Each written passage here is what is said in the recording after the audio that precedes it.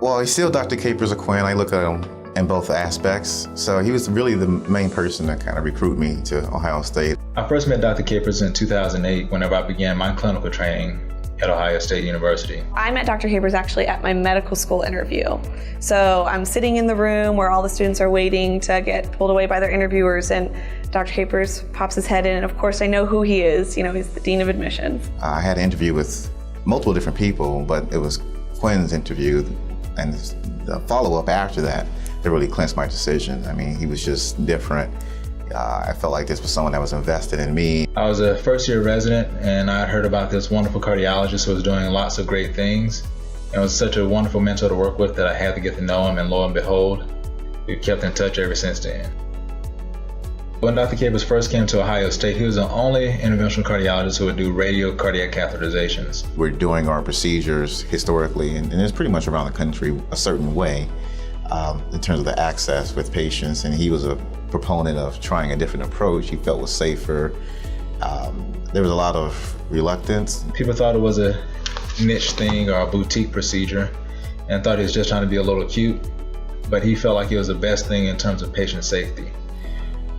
And despite the pushback from staff and then also the unwillingness of some of his colleagues to readily jump on board, he persevered. He kept pushing, he kept being an advocate for patients, and eventually it caught on, and now it's our standard of care.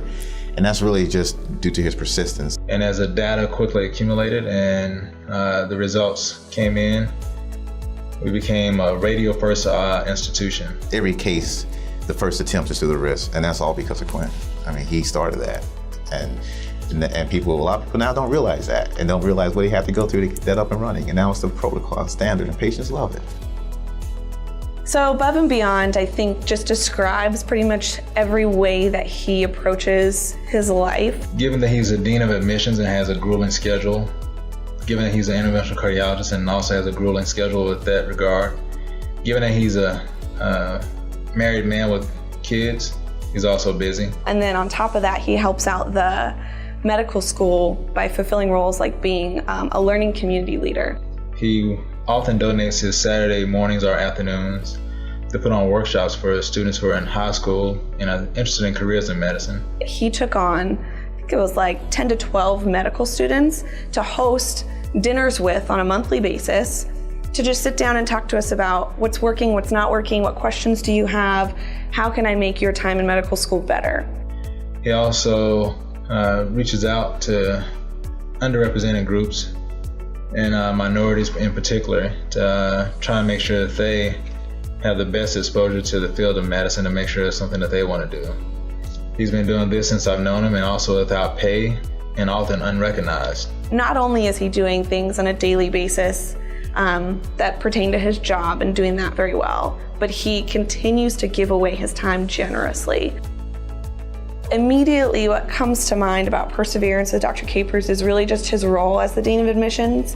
When he came on, he was given the task of increasing the number of underrepresented minorities in the college, and also in increasing the number of women who were enrolled in the College of Medicine. Just to see the transformation at this institution in terms of our increased number of faculty, of African-American faculty and fellows.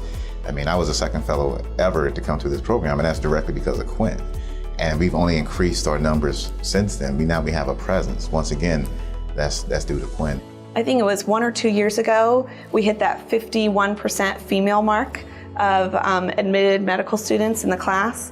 And now we have, I think, in like 16% underrepresented minorities in our classes now. So that has happened because of Dr. Capers' blood, sweat, and tears that have gone into his work as the Dean of Admissions to make sure that enrolling students who look like the people we're serving are represented in Ohio State. So if I was going to say anything to Dr. Capers, I would say thank you for having faith in me. Of all the different mentors I've had, he's been absolutely the best mentor because he's been a mentor and a friend. He's why I'm here. He's why I decided to stay, even after my training, to stay at OSU. He believed that I could do something really great with my life. And from day one, he supported that. He empowered that. And he allowed me the space to realize my own abilities. And so I just want to say thank you to him for taking a chance on me. Dr. Capers, congratulations on this wonderful achievement.